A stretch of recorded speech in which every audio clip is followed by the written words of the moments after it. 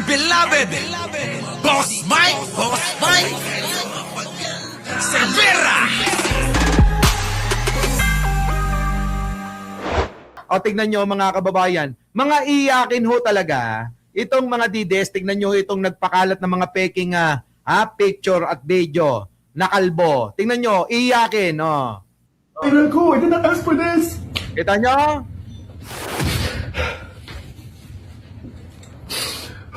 Okay, Oh. I don't know what to do. I really don't know what to do. Nagkurog ko kasi May mga sapak ang ulo nito. Oo. May mga sapak ang ulo. Kita nyo mga kababayan ko, tatapang tapos iyakin naman. Diba? Ang tatapang pero iyakin, no? Tingnan nyo tong kalbo na to. Diba? Pagpasensya nyo na, ako nahingi ng pasensya. Oo. Ha? Tao lang, kalbong bakla pa. Kaya pagpasensyahan nyo na mga kababayan, ha? Oo. Ganyan sila. Oo. Iyakin. Oo.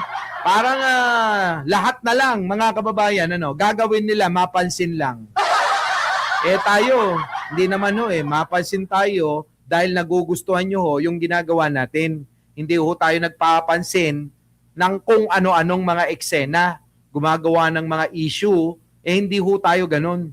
Doon lang tayo nakatutok sa mga usapin na pakikinabangan ng taong bayan para sila'y maunawaan. Hindi po sa mga ganitong mga pagkakataon. Halos lahat sila Pati nga yung mga iyutan ginagamit ng mga DDS, di ba? Natandaan ninyo? Yung mga DDS, kung ano-ano lang ginagawa nila, pati yung iyutanan nila, abay ginagamit. Anong pakialam namin dyan sa mga kalibugan nyo? Anong pakialam namin sa mga bengbangan ninyo? Wala kaming pakialam dyan. Anong matututunan ng taong bayan dyan? Doon tayo mag-stick sa issue. O ngayon, kita nyo, iyakin. Putik na yan. Iwan na nga natin yan. Mabibwisit lang kayo. Diba? Mga iyakin, mga kababayan. Ay, nako. Eto na. Ganyan sila. Puro lang tapang-tapang. Tapos kapag wala naman. Isa pa, Boss Mike. Tapang-tapang, yung mga yan, mga DDS, kanino ba naman magmamana? Katulad nito. Pagkain ko kayo, ha? Willing ako magpapakamatay dyan sa West Philippines. Kita nyo? Sabihin nila na pro-China ako. Kita nyo, willing daw siya magpakamatay dyan sa West Philippine Sea kapag sinabing pro-China daw siya, si Bato. Nagtatapang-tapangan, hindi nga makakapagpakita. Diba? At hindi nyo naman mapakinggan nito na tuligsain mo yung China. Di ba? Wala. Tapang-tapang. Pero, sa chismis na may warrant of arrest siya, hindi makapagpakita. Di ba? Ganyan sila mga kababayan ko. Iisa lang ang estilo, iisa lang ang style ng mga DDS. Ganitong ganito. Hindi ka uubra sa atin kung ikaw lang. Yan, ganyan-ganyan sila mga kababayan. Akala mo talaga, tatapang wala naman sa lugar. Di ba? Lagi po niyong tatandaan, ang tapang nilulugar yan. Kung ang usapan ay issue para pakinabangan ng mamamayan, dun lang dapat tumutok. Di ba? Marites Musni. Pero itong mga ito, iba Wala. Matitindi talaga sapak sa ulo. Dito na tayo. Buti pa si Isko. Kaya hindi nakakapagtaka mga kababayan, si Isko, todo puri na kay Pangulo. Pakinggan ho natin. President. Nako, eto na. Pakinggan nyo mga kababayan si Mayor Isko. Kompleto ka na, Mr. President. Zero billing. Pinataas mo ang coverage ng PhilHealth. O tapos ngayon, magpuproduce ka pa ng maraming doktor, nurse. Palakpakan! Maraming salamat po, Mr. President. Diba? Yan mga kababayan. Ngayon, mga kababayan ko, ayan todo pore na ni Isko Moreno kay Pangulong Bongbong Marcos. Kaya wag na ho kayong magtaka kung bakit yung pong mga dati nilang mga kakampi kasama ay tila ba sumasama na kay Pangulo. sapagkat ang Pangulong Bongbong Marcos, ito po'y wala pong iniisip kundi mapabuti ang lahat kung paano magserbisyo sa taong bayan. Kita nyo ho? Oh, eto, sample na lang sa Maynila. Si Isko ay kaalyado ng mga Duterte.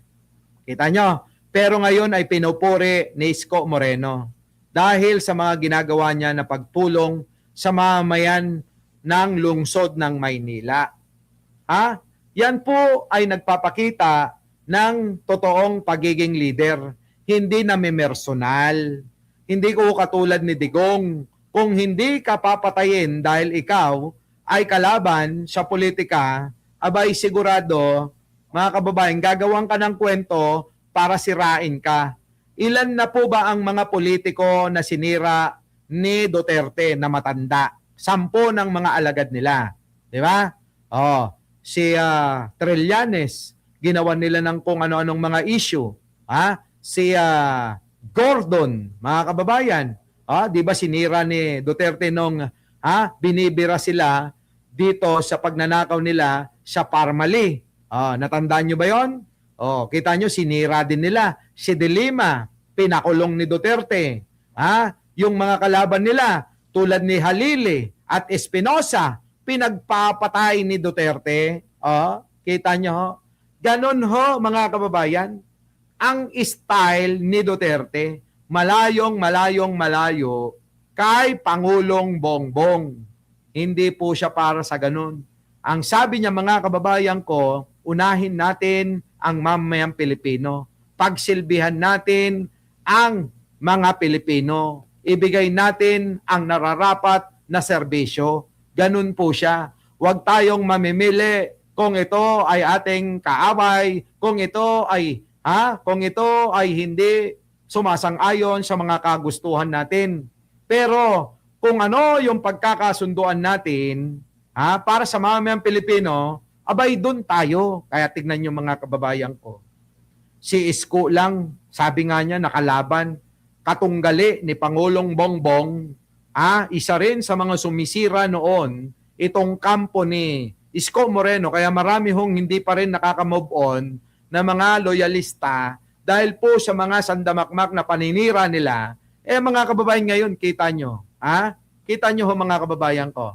Yung papuri na natatanggap ni Pangulong Bongbong Marcos kay Isko Moreno, abay abot langit na.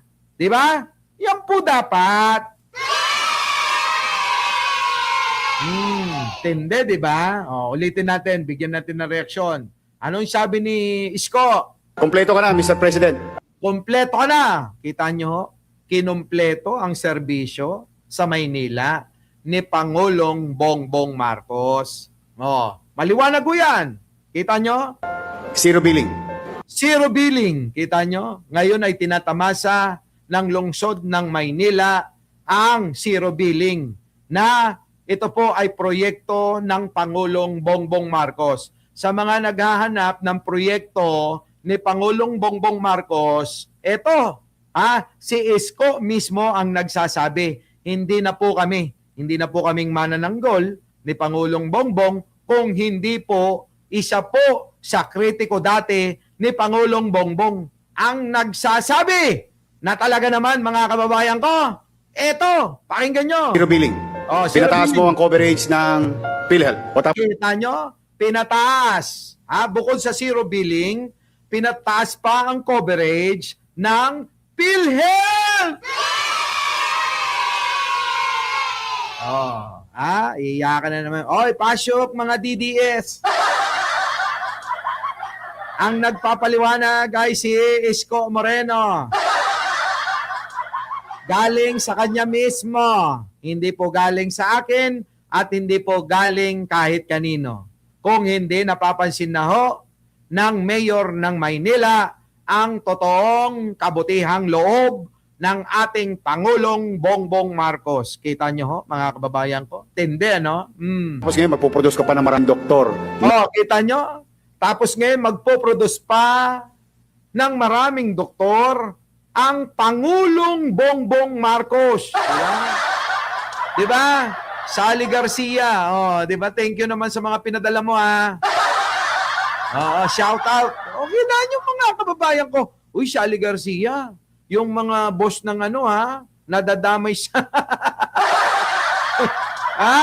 Nadadamay eh. Di ba? Paano, mga kababayan ko? Ayan, magpo-produce ng maraming doktor para po masiguro ang kalusugan ng ating mga kababayang Pilipino sa Maynila. Nurse. Doktor at nurse, mga kababayan. Produce ka pa ng maraming doktor, nurse. Doktor at nurse, mga kababayan. Putik na yan. Siyang ka pa! Diba? Sally Garcia, ingat ka dyan, ha? Maraming salamat po, Mr. Patay!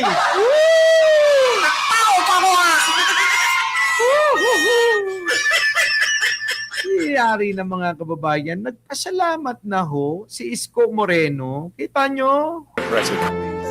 Di ba? Kita nyo si Pangulong Bongbong Marcos, mababaw ang luha ni ito eh. At mababaw din ho yung yung kanyang yung puso talagang alam niyo yon. Nakakatuwa lang at nagkaroon tayo ng pangulong katulad ho ni Pangulong Bongbong. Dahil ho kung sakasakali iba ho yung naluklok, ewan ko na lang ho kung saan tayo pupulutin. Alam niyo, normal lang ho sa mga kalabad sa politika at normal lang ho sa mga politiko na hindi nakakakuha ng posisyon sa gobyerno na bumatikos at mag-ingay, Kasi ho, ganun talaga yung mga bitter. Ang palaya. Pero mga kababayan ko, isipin ho natin lagi, manimbang ho tayo lagi kung sino ba talaga ang siyang may pagmamahal sa bansa at mamayang Pilipino. Timbangin nyo pong maigi. Hindi po dapat tayo ay maniwala sa mga balita na laging fake news ang dala. At alam nyo naman, kapag fake news, mga kababayan, ang pinanggagalingan sa kampo at kulto ni Duterte. Wala na pong iba. Di ba mga kababayan? At dyan po, mga kababayan, nagtatapos po yung ating mahabang live ngayon. Muli, mga kababayan ko, sana'y patnubayan tayo ng Amang Lumikha at sana'y mga kababayan, ibigay ang mga blessing sa inyo ni Lord. Oo, dalangin ko po yan. Opo. At sana malunasan ang inyong mga nararamdamang karamdaman at malutas ang lahat ng mga suliranin na inyong pinagdadaanan. Ako po ang inyong lingkod, Mike Cervera po, laging nagsasabing, mahalin natin ang ating kapwa tulad ng pagmamahal ni Pangulong Bongbong Marcos sa atin at ipagdasal natin lagi ang ating bansa. Maraming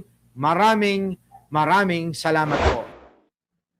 Our beloved Boss Mike Cervera.